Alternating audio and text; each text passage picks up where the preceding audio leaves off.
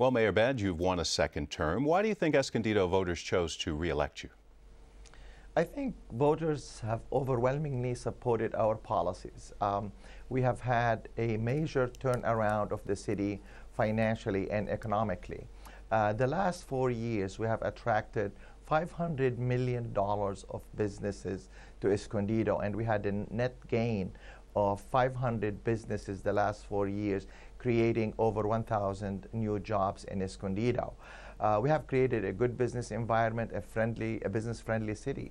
And also on the financial side, we have turned the city around. We had $16 million deficit 4 years before I was elected. We turned it into $8 million surplus, a swing of $24 million. And we did it through two ways. One is we increased government efficiency and we cut down the government size. And the other half was generated by the sales tax revenues from the private sector. So that gave Escondido an AA- bond rating that has been upgraded by the Standard & Poor's. So that's a huge financial turnaround of the city. And I believe people are happy with the financial turnaround, with the economic growth, and also we have reduced crime 17% the last 4 years. So I think people support our policies.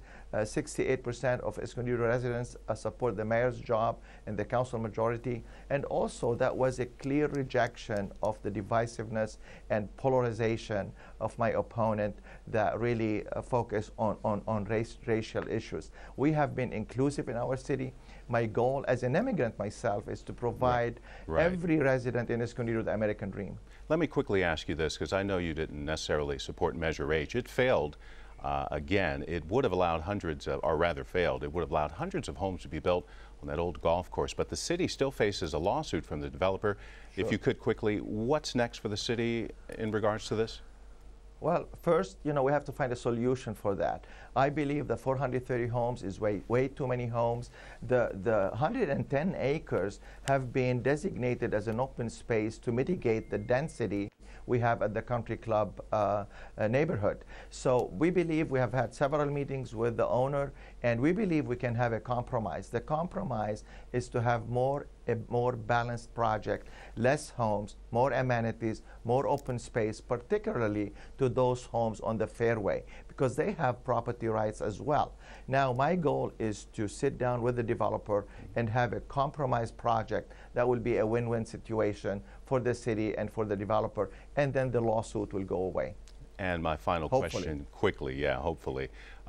Measure G, the Charter Cities Amendment that failed for a second time last night, second time in 2 years, despite making some changes to the proposal. Is it time to call it quits on turning Escondido into a charter city? I think the timing was not really perfect, because right now prevailing wages have been mitigated between many cities and the state.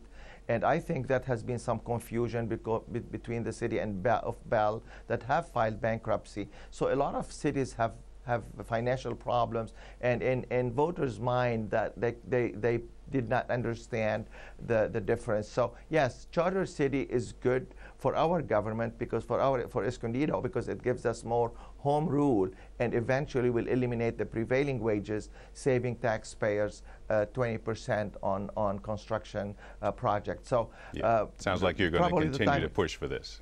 When the litigation is done, when we sort out these issues between the cities that they are banned from receiving money from the state, I think at the right time we'll probably think about it again.